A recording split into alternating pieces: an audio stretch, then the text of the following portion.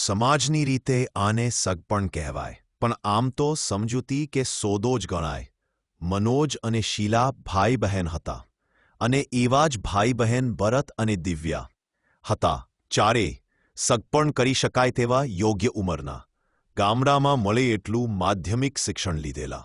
ઘરખોંડા, ખેતી એ બધી રીતે સરખા હતા. છોકરીઓની અછત અને શહેરમાં રહેવાનો વાયરો, એટલે ગામડામાં સાધન પૈસે ટકે સદ્ધરતા ભલે હોય, છતાં છોકરીઓ મનોમન શહેરમાં જવા જ ઈચ્છતી હોય. શીલા અને દિવ્યા, એના મનમાં પણ એવું જ હતું. પણ શીલા સમજુ હતી. મા બાપે સમજાવી તો માની ગઈ. જો તારા માગા શહેરમાં પણ આવે છે, પણ તારી એકની સગાઈ કરી નાખીએ તો ભાઈ માટે છોકરી ગોતવી અઘરી પડે. આપણે તો ગામડાના જ છીએ. આપણે છે તેવું જ ત્યાં છે. છોકરો ડાયો ને દેખાવડો છે. પણ દિવ્યાને પરાણે મનાવી પડી. એના બાપે ખીજાઈને કહ્યો, તો શહેરમાંથી તને ગમે તેવો છોકરો જાતે ગોતી લે.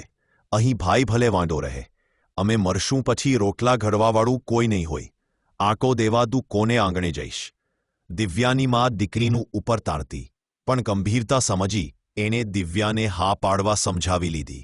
બે ઘરના ચારેય સંતાનોની એક ખર્ચે સગાઈ થઈ ગઈ, અને લગ્ન પણ થઈ ગયા. સામસામું હતું, એટલે શીલા અને દિવ્યા એકબીજીને બેન કહીને બોલાવતી. બે ગામ એકબીજાથી બહુ દૂર ન હતા, એટલે ક્યારેક ભરત અને શીલા એક રાત રોકાઈ જતા, તો ક્યારેક મનોજ અને દિવ્યા આવતા. એમ 6 માસ વીતી ગયા. પરંતુ આજે દિવ્યા એકલી બસમાં સવારના પહેરમાં આવી મોટો થેલો ભરીને કપડાં લાવી હતી. ઘરના બધાને આશ્ચર્ય થયું. કોઈ કંઈ પૂછે એ પહેલાં જ એણે કહ્યું, હવે મારે ત્યાં જવું નથી. ગામડો મને ગમતું નથી. અને ગુસ્સામાં ફોન પર મોટે અવાજે પતિ મનોજને કહ્યું, હું ત્યાં હવે આવવાની નથી. તમે તમારી બેનને પાછી તેડી જવી હોય તો લઈ જાઓ. ઘરનાને સમજાયું કે દિવ્યા કંઈક બહાનું બતાવીને કપડાં લઈને બસમાં આવતી રહી છે. એની માં દિવ્યાના માથા પર હાથ ફેરવવા લાગી. હકીકત એમ હતી કે દિવ્યાને હજી શહેરનું આકર્ષણ હતું. મનોજ એને અવારનવાર શહેરમાં ફરવા લઈ જતો, છતાં એનો આગ્રહ હતું કે બાપુજીને સમજાવો, ખેતી વેચી નાખો, શહેરમાં દુકાન કરો. પણ મનોજ કે ઘરના એ માટે તૈયાર ન હતા. કલાકે ખા થઈ ત્યાં મનોજ મોટરસાયકલ પર આવ્યા હો. એ પણ ગુસ્સામાં હતો. એને શીલાને કહ્યું, બેન તૈયાર થઈ જા, બાપુજીએ તરત આવતા રહેવાનું કહ્યું છે. શીલા હતપ્રભ થઈ ગઈ. શું કરવું એ સમજાતું નહોતું. એવડામાં ગઈ. તરત જ ભરત પણ અંદર આવ્યા. બારણું ઠાલું વાસ્યું. બોલ્યો, શીલા તું જતી રહીશ? તને કંઈ દુઃખ છે હું નથી ગમતો? એ પતિને વળગી પડી. ભરત પણ આલિંગન લીધું. થોડીવાર મૌન રહ્યું. શીલા બોલી, તમારી બેન છૂટી થઈ જાય તો હું ના રહી શકું.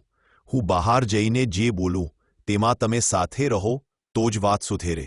ભરત કહ્યું, ભલે તું ગમે તે કરીશ, એમાં હું સાથે રહીશ, બસ.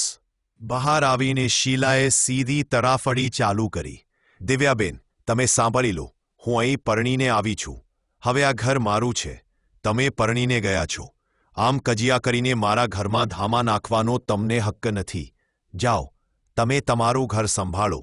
અને બા, તમે પણ સાંભળી લો, તમે વારે ઘડીએ દીકરીનું ઉપરાણ લીધા કરો છો, તો તમે પણ એના ભેગા સાસરે જાઓ. પત્નીનું રૌદ્ર રૂપ જોઈ ભરત મનમાં મલાકાતો હતો. બાપુજીએ પણ મા દીકરીને ધમકાવી. આ શીલાને જુઓ, ભગવાને દીધું એવું ઘર સંભાળી લીધું. દિવ્યાને સાસરે ના જવું હોય તો એક કટકું તમને મા દીકરીને રોટલા માટે આપી દઉં.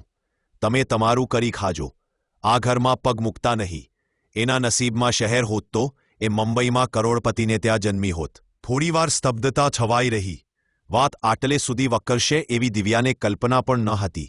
એને થેલો લીધો. મનોજને કહ્યું, ચાલો હું આવું છું.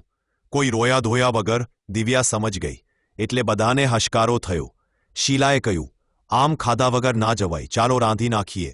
શીલા અને દિવ્યા રસોડામાં ગઈ. એકબીજા સામે જોયું. મોં મલક્યા. લોટ ચાળતા ચાળતા શીલા બોલી, પરદેશમાં વાતમાં કપડાં બદલે એમ?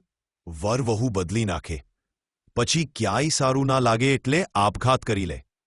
સંકોચની મારી દિવ્યા કંઈ બોલતી ન હતી. છતાં શીલાએ મજાક કરી, હવે ઉતાવળ કરજો, ઘરમાં કંઈક નવીન થાય પછી શહેરમાં જવાનો મોહ નહીં રહે. દિવ્યા મલકીને બોલી. કોકને સલાહ આપતા પહેલા પોતે તો. અને બે હસી પડી.